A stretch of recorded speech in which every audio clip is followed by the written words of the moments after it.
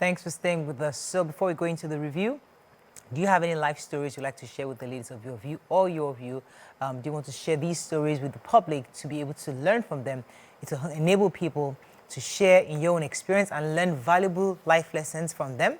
You can also get answers to troubling questions and possible solutions to any challenge you're facing. So please send your stories to yourview@tvccommunications.tv. All right, we're going to continue with the review. I'll start with The Nation. Subsidy palliative, 12 million poor households to get $800 million cash. Tinubu declares emergency on food security. Electricity tariffs raise inevitable, discos. Electricity tariffs raise inevitable, discos tell NERC. Judges pay last retrieved 15 years ago, says SAN. First Lady donates 14.25 million to Abuja flood victims. DSS files charges against Emefiele. And Max Air's Boeing 737 planes barred from flying. Okay, which story are we starting with? All right, I'll start with Max Air. So I know a lot of us heard the news that Max Air was suspended, and it's raised fears that this may lead to hike in price of, airfare. And that's also because there'll be less, because they've been taken out, suspended for a while, there'll be less aircrafts, carrying out services, and it will put a lot of demand on those that are flying right now. But we have the NCAA. After they announced the immediate suspension of Max Air, the Director of Operations, Training and Licensing also stated that it was important to suspend them because of some occurrences that happened with the aircraft type, and it had happened, over a period of time. So it was, I think, just responsible to ground them for a bit, do some proper investigations. So they gave us some of the reasons why the suspension had to be made. They said between takeoff at Yola Airport in Adamawa State and landing in Nnamdi Azikiwe International Airport, the wheel, the main landing gear wheel, they lost it. Then we have another factor, fuel contamination of the main tanks of a particular aircraft that was named to, and that also led to the auxiliary power unit shut down on ground at the Yola Airport. Right. Another incident also happened July 11th. This one was due to high exhaust gas temperature. Another incident also happened July 11th at the Nnamdi Azikiwe. So these occurrences just important that they were grounded. So a team has been set together to investigate. Is it the aircraft type? Is it the aviation fuel they are getting? All these things. And they said that as for, because there'll be less, they've been taking out, there'll be higher demand and supply. He says already there are 11 indigenous carriers that are aiming to take over the 11 routes that have been flown by Max Air.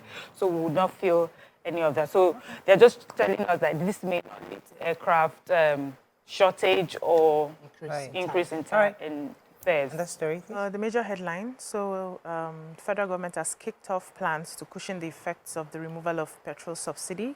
And, they had gotten a World Bank facility offered to them of $819 million that, was supposed to give conditional transfers to about 12 million people and vulnerable families. So according to the story, they said each of the families will be getting 8,000 naira monthly for 6 months.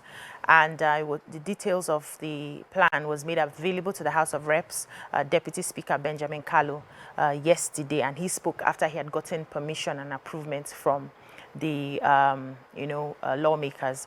So they said that they had approved the reorder of the 819 billion 2022 Supplementary Appropriation Act, granting President Bola Ahmed Tinubu's request to spend 500 billion on the palliative. So they shared it in such a way that 500 billion will be for the palliative, 319 will be for other things. So they mentioned some of the things. So 185 billion will be fixed to fix roads impacted by flooding, 192 billion to fix farmlands destroyed by flooding, 35 billion for the National Judicial Commission, 10 billion for FCT projects, and 70 billion for the National Assembly. And they said, this is just to help us ease into the removal of subsidy. This is the time that we all need to tighten our belts. That over time it may relax and would pick up from where we are. It's a hot topic. Let me take the First Lady, Senator Oluremi Tinubu, donated 14.25 million naira to flood victims in the Trade One Estate area of Lugbe in FCT. This was done through her pet project, Renewed Hope Initiative. According to her media spokesperson, Mrs. Busola Kukoyi, she said that 57 households will be getting 250,000 naira each from RHI, and this is because of the recent flood that happened. According to her, through the NHI, it is still, although the RHI is still in the process of CAC, the First Lady couldn't just leave the project of those homes that were destroyed as a result of the flood and had to support them with some cash to be able to get back on their feet. Yes, talk about any story. So the update on Emefiele's story. He's been detained since June. He was arrested allegedly on his way out of the country in Lagos and taken to Abuja. The courts on the 13th of July had, the High Court had said that if Emefiele was not charged to court, he should be released within 7 days. And in response to that, the DSS have confirmed that Mr. Godwin Emefiele has been charged to court in compliance with the order. They also mentioned the charges they are bringing against him. If we recall, last year, 2022, they were going to arrest him based on some information they were suspecting him, and the governor then, before he was suspended, got a restraining order from a court in Abuja, High Court in Abuja, to not allow them arrest him. And based on that, they couldn't go ahead. So they've assured the public that this process is going to be, there'll be professionalism, justice and fairness in the handling of the matter. Right. The allegations against him currently includes fraudulent activities allegedly perpetrated by him, economic crime bordering on national security. The allegation of terrorism was also attached to it, and we're hoping to get more details, but I'm happy that they complied with the court order, and now it's been... Okay, let's move on quickly now to the Punch. Flood shortage. Tinubu declares state of emergency, plans 500,000 hectares of farmland. Apostle Suleman meant to be killed during attack, says suspect. EU report, opposition demands INEC chairman's prosecution, APC fumes. 13 Chinese nabbed for illegal mining in Kwara. National Assembly approves 819 billion naira for subsidy palliatives projects. Service chiefs get Senate's nod, vow to tackle insecurity, and Dangote Cement plans new plants in Nigeria, Ghana, and others. Okay, story we're starting with? Major headline. So President Bola Ahmed Tinubu yesterday declared a state of emergency on food security, and they are stepping up efforts to tackle food inflation following the removal of fuel subsidy. So he says that all matters pertaining to food and water availability as well as affordability are essential, and they are moving it within the purview of the National Security Council. And they also ordered an immediate release of fertilizers and grains to farmers and households to mitigate the effect of the subsidy as well. So they are saying that so I quote now, Mr. President is not unmindful of the rising cost of food and how it affects the citizens. While availability is not a problem, affordability has been a major issue for many Nigerians in parts of the country. And they're trying to see how they can ramp up the fact that agriculture just gives 35.21% of employment in Nigeria. They're trying to see that this was a report as at 2021. They're trying to see how they can raise it up to 70%. And one of the things they are also going to be doing also is to merge the Ministry of Agriculture and Ministry of Water Resources, like the last guest spoke last week, so that they work in synergy. We can no longer afford, as if they listen to the show, we can no longer afford to farm seasonally. We have to be farming all year round so that the water resources can irrigate most of the farms, so we can keep, okay, let's go on a quick break. When we come back, we continue with our reviews. Stay with us. We'll be right back. Thanks for staying with us. We're still reviewing Punch. Yes, I've got EFCC has arrested 13 Chinese nationals in Kwara State. They said the GRA area in Ilorin for allegedly engaging in illegal mining. They said that it took months of, investigation and credible intelligence about their activities for them to have been arrested. They said that the activities includes, but not limited to, illegal mining and non-payment of royalties to the federal government as required by law. The suspects are, they named all of them, and they're all Chinese. I mean, by their names, you can tell them. 12 male, 1 female suspect. They said that investigation has begun, and that given the outcome of the investigation, they'll be charged to court. And they said the agency said that in the last 8 months, it has arrested no fewer than 80 illegal operators. Sorry, I think there's another important. During investigations, they had confessed that they are workers of a Chinese company known as W Mining Global Services Limited. It's situated in Olayinka in the Felodun local government of Kwara State, and that they legally mine crude oil they use to produce marble and sell locally within Nigeria. So they came in with a false documentation to work in that particular place and ended up going to do something else. Yeah. Okay, let me take the story. The police authorities have arrested no fewer than 20 suspects arrested for influencing for various offenses: conspiracy, attempted murder, kidnapping, armed robbery, and possession of illicit drugs. One of them, particularly, Mr. Yusuf Issa, a 32-year-old who was arrested in connection with the attack on the General Overseer of Omega Fire Ministries Worldwide, Apostle Johnson Suleman. According to the suspect, he said in the interview with journalists, admitted that the attack on the cleric was actually meant to assassinate him. Said they attacked him on the convoy of the cleric along the Benin-Auchi Road in Edo State, and 6 persons were killed, including 3 policemen. And I mean, many of us took that story last year when it happened. Sadly, he had actually confessed that, but they didn't tell us if somebody sent him, who sent them. But he was saying it was quite deliberate. The objective was to assassinate the cleric at the time, and we're happy that that didn't happen. Okay. Thank God.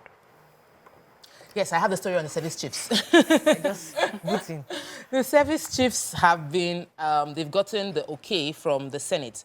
And they said when they came in, each of them had to highlight their career profile.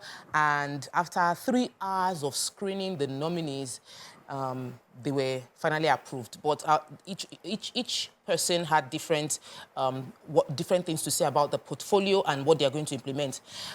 Speaking about Ogala, he said that he understands the Nigerian Navy, and it would be the nation's territories. Protecting nation territory and the maritime domain is one of the things that is a key part of what they'll be doing, and they'll be policing roles to protect the nation's resources and contribute to the military aid to civil power. Every other person too listed, I don't want to just be listing, but I think that if you read the article, you understand that our new service chiefs understand the assignment, and we're praying that they would have the cooperation of their team to execute. And the willpower. The willpower, I believe, some of them do, but you need your people to stay on the game with you. So I remember the Chief of Army Staff was saying that he needs the governors to cooperate with them. He's like, give us free hand. Yes. In certain regions, he was saying. I saw in the papers. Moving on quickly now to Daily Sun. National Assembly to get 70 billion naira. Poor family, 8,000 naira from 500 billion naira palliative. Alleged rights violation. Again, court dismisses Kanu's suit against DSS. Rescue Nigeria from vested interests, Tinubu. We are dying, Plateau IDPs cry out. Gunmen on rampage in Delta, kill officer, chase others into swamp. FG to establish modern ranches in collaboration with states. NYSC certified Mba's certificate, INEC witnesses tell tribunal. And Department of State Services charges ex-CBN Governor Emefiele to court. Okay, which story are we starting with in the Daily Sun? Plateau State, so internally displaced persons who survived the recent attacks in Mongo local government community have been staying in a 14-room hostel facility, and they're talking, and they're complaining about how overwhelmed they have become, especially in the areas of hygiene, food, and accommodation. They say when you go there, they say a third of the population are kids, children, running up and down, not looking really well kept and properly groomed. The parents are tired and there's hunger. They're talking about they cook once a day. They say a lot of them have been falling sick because, of course, there are just too many of them for the sanitary facilities available. They say that their children, because there are no mattresses as well, just trying to figure it out. They said that, they are depending on the MDAs for support, who are also looking up to, everyone else too for support. So support was better before, but they said that it's become, they're getting less and less of it. So I think this is also a call to definitely the Plateau State government, the federal government, well-meaning Nigerians as well. There are different ways that we can help support these people while they're there. Many of them are just tired of staying there, not knowing when they will go back home. Wow. Okay, so the president also has said that his administration will retrieve Nigeria from all vested interests that have stifled its development. He said this while speaking to the women led by the women leader, Dr. Betta Edu, in Abuja. According to the statement released by the Special Advisor on Special Duties, Communications and Strategy, Mr. Dele Alake, the president assured the women that the issues of insecurity, healthcare system, and industrialization will be top priorities of his administration. We're also waiting for the affirmative action that was promised. Hopefully, in his ministerial appointments, we'll also see that, because we like to see a lot of women appointed, so when women are in charge, things just get done. So we're hoping, but we're all waiting. That's what our eyes are on, waiting for that list to see how many women are there. Okay, and the story? So, unknown gunmen went wild in Ughelli, Delta State, where they reportedly killed a police officer identified as Jude Okpaka and carted away his service AK-47 rifle. Two other colleagues were with him at the checkpoint, and they were chased into the swamp by the said gunmen. So they said this happened while they were, they were just at the checkpoint in Ogo Ereni Axis in the East-West Road. And earlier before that morning, there was a killing that had happened. And when killings happen like this, the police will come out to check and be sure trying to find a way to get the criminals, and then this just happened. So these policemen ran into the swamp until their own people came for them later on and rescued them. So the dead policeman was taken to the mortuary, as at the time of the report, the police had not gotten the full details of what happened. Moving on quickly take a very important story. In dealing with the food crisis challenge, the federal government is implementing something that we already sort of have a structure for it before, but they said they are going to partner with, they are setting up cattle grazing, not cattle grazing, ranches in partnership with state governments, that the federal government will buy the land from the state government and then empower people to create modern cattle ranches, so that we avoid the open grazing and benefit the maximum benefit from modern animal husbandry. I feel it to be a very, very good policy. Another thing they are saying they wanted to do was to set up the National Commodity Board to sort of like monitor the prices. Maybe not regulate, but monitor the prices. I think that will also be a very good thing when implemented. Okay, Vanguard, very quickly, let's find a story of not taking Army Chief deploys troops to counter sit-at-home enforcers. NCAA suspends Max Air Boeing 737. We talked about that. Soyinka remains source of inspiration and encouragement, says Tinubu. Police bust 7-man gang that killed 6 in Apostle Suleman's convoy. Tinubu declares state of emergency on food security. MOFI to raise 100 trillion naira from federal government's idle assets. And detention, court gives DSS 7 days to try Emefiele or release him. Let me quickly talk about how we want to raise funds. So the MOFI simply means Ministry of Finance Incorporated. They are the arm of Finance Ministry that is working on raising 100 trillion naira capital. And they want to do this by liquidating some of the federal government's idle assets. They broke this down on how they want to go about it. We know that there are many properties that belong to Nigerian government that is not being used. So they said that the national assets are registered. They said they proposed a national assets registry, and they'll be using this to create a bit of liquidity and resolve a lot of the huge debt that Nigeria has. I'm also worried. Whenever we hear that we're selling Nigerian assets. We want to be sure that it is being done fairly and transparently, and we are getting the true value of the properties, because a lot of properties sit at juicy locations. We're talking Ikoyi, in many of the states, proper, amazing locations, they should get true money, true value on those properties. Okay, so yesterday was Professor Wale Soyinka's birthday. He's received encomiums all across the world. Our president was amongst those who described him as a veritable source of support, inspiration, and encouragement. He said that the professor is a brother and a comrade in the struggle of restoration and entrenchment of democracy and good governance in Nigeria, commended him for his immense contributions to the country's development. Happy birthday, sir. We're so Happy birthday, Happy birthday. Okay, that's all we can take on Front Page Review. When we come back, move on to our hot topic. Stay with us. We'll be right back.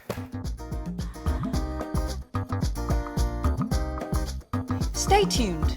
Your View will be right back.